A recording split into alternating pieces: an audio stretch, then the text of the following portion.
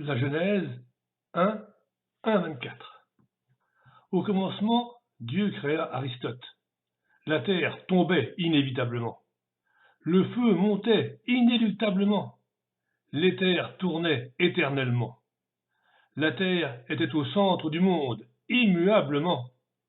Et Dieu dit, la terre est folle, indiscutablement. Il y eut un soir, il y eut un matin, ce fut le premier jour. Dieu dit, que vienne Galilée. Des satellites virevoltaient autour de Jupiter, étrangement. La Terre tournait autour du Soleil, assurément. La plume tombait comme la pierre, très certainement. Et Dieu vit que tout allait préférablement. Il y eut un soir, il y eut un matin, ce fut le deuxième jour. Dieu dit que Descartes remplissent le firmament. Des tourbillons parcouraient l'étendue du ciel résolument. Les astres tournaient élégamment. Les tourbillons portaient la lumière instantanément. Tout était expliqué astucieusement. Et Dieu dit, Descartes parle prétentieusement. Il y eut un soir, il y eut un matin, ce fut le troisième jour. Dieu dit, que Newton mette un peu d'ordre. Les couleurs se séparaient indubitablement.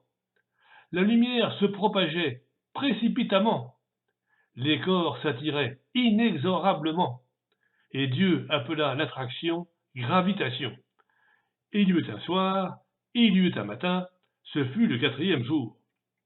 Dieu dit que Maxwell ajoute l'électromagnétisme. Les courants s'attiraient ou se repoussaient incroyablement. Les ondes se propageaient étonnamment. La lumière allait transversalement, et Dieu s'en étonna passablement. Il y eut un soir, il y eut un matin, ce fut le cinquième jour. Dieu dit que Bohr et Planck peuplent l'infiniment petit.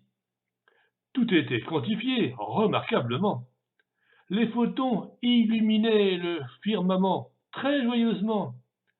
Les protons se joignaient aux neutrons très amicalement. Les électrons tournaient autour du noyau allègrement. Et Dieu s'en étonna énormément. Il y eut un soir, il y eut un matin, ce fut le sixième jour. Dieu dit qu'Einstein vienne unifier l'ensemble. La célérité de la lumière était absolue relativement au milieu. Tous les autres mouvements étaient relatifs absolument. Le temps existait matériellement et relativement. L'espace était continu, paradoxalement. Et Dieu vit que tout cela était absurde, profondément.